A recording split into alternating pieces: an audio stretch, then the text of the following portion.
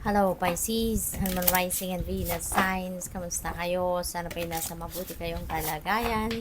Welcome back po sa Star Tarot. At kung bago kayo rito, welcome din po kayo. Please subscribe, like, share my videos, and leave me a comment po kung nakaresonate kayo. Thank you. So first message po ninyo, we have meditation and stillness. Pisces, this is what is being asked of you. Put yourself into stillness, mag-meditate kayo because maybe pagod na kayo, no? At kapag pagod ang katawan, pagod din ang isip natin, pagod din yung loob natin, hindi ba? At lalo-lalo na kung stressful yung sitwasyon, 'di ba? Kaya yung pagpapahinga, no, malaking tulong 'yan para ma-replenish ninyo yung lost energy ninyo, and at the same time makalma, no, yung mga cells naman ninyo sa katawan, and your body can also repair, 'di ba? At na maging malakas muli kayo, 'di ba? Maging magandang muli ang pakiramdam ninyo, yung ganoon. Kaya maaari na kailangan talaga ninyo ito sa ngayon, ano? So, ibalato nyo na yan sa sarili ninyo kahit konting oras ng pagpapahinga, no? Ibigay ninyo yan sa sarili ninyo. We have 20 Feast of Plenty, Choices Under Consequences. Maaaring merong mga iba't ibang klaseng oportunidad din ang dadating sa buhay ninyo sa ngayon. There are various choices na pwedeng nandiyan dyan, ano, at pagpipilian ninyo. And also, before you jump into an opportunity, make sure na alam din ninyo kung ano yung mga consequences nito. Kailangan alam ninyo kung ano yung mga resulta, no, or outcome or epekto nito sa buhay ninyo para na pag-isip-isipan ninyong mabuti kung ano yung best para sa'yo. We have number 47 is Sky Bridge, possibility for union. So, pwede na meron ditong meeting of two kindred spirits. Pwede na meron ditong mabubuong love and romantic relationship. Pwede rito na merong business partnership, yung ganon, no? Or pwede na friendship, diba? Maaaring magkakaroon kayo ng mga bagong kaibigan sa ngayon.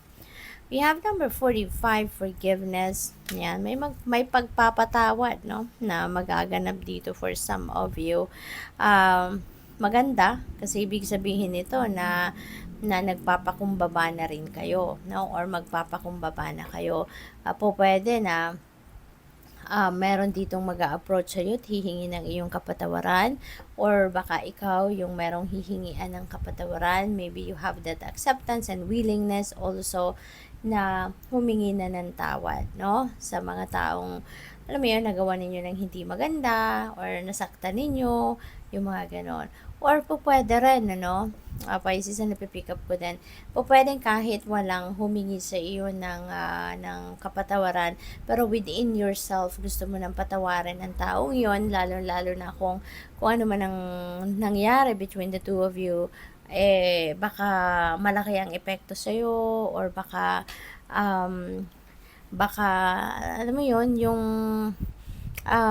mabigat, no, sa loob ninyo, bitbit ninyo yung bigat sa loob ninyo, kung ano man ang mga pangyayaring ito between the two of you. Kaya siguro kahit hindi siya hingi ng tawad sa'yo, gusto mo nang patawarin na siya so that you can move on from that bigat sa kalooban, ano? So, pwedeng ganun ang ganap dyan.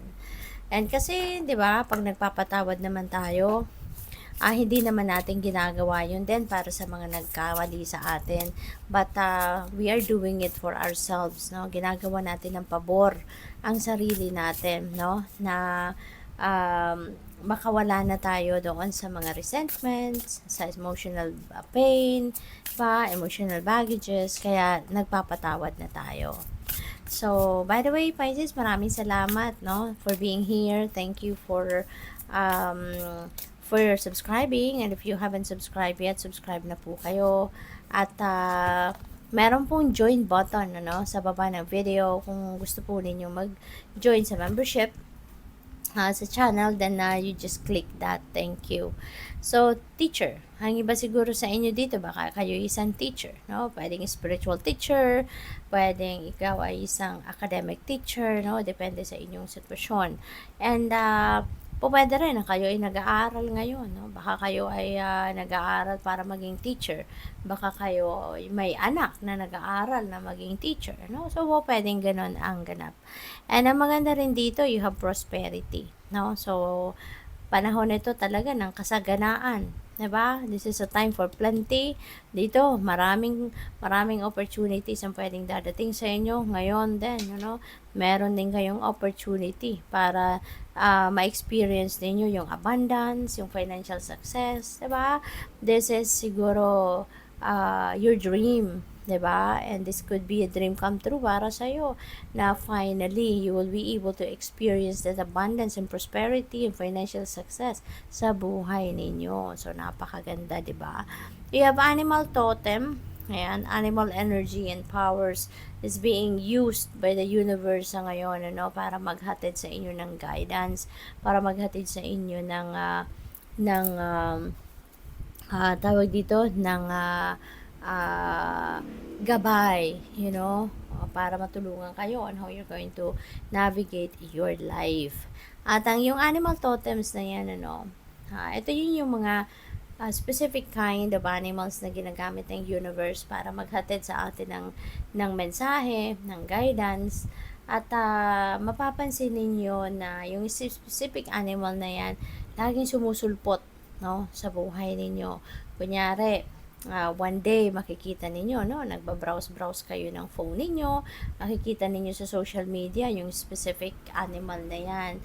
And then, maaaring hindi pa ninyo napapansin, pag lumabas kayo ng bahay, ayan na naman, makikita mo na naman siya.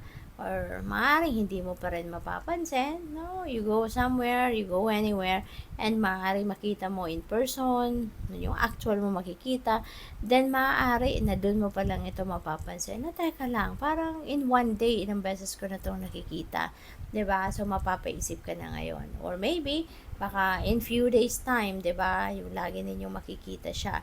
So maaring dun niyo pa lang ito mapapansin. So kung ano man yung ginagamit na animal na yan, specific kind of animal, tas pag napansin nyo na to, ibig sabihin nun, yun na yung animal na yan ang ginagamit ng universe para magpahatid sa'yo ng mensahe, and that's what we call that becomes your animal totem, na lagi siyang sumusulpot sa buhay mo, or kahit kailan muli makikita mo na naman, 'di ba? Yung parang parang ano na siya, nandiyan na parte na siya ng buhay mo, na lagi na lang siyang magpapakita sa iyo, or lagi mo na lang makikita even sa TV, commercials, mga ganun.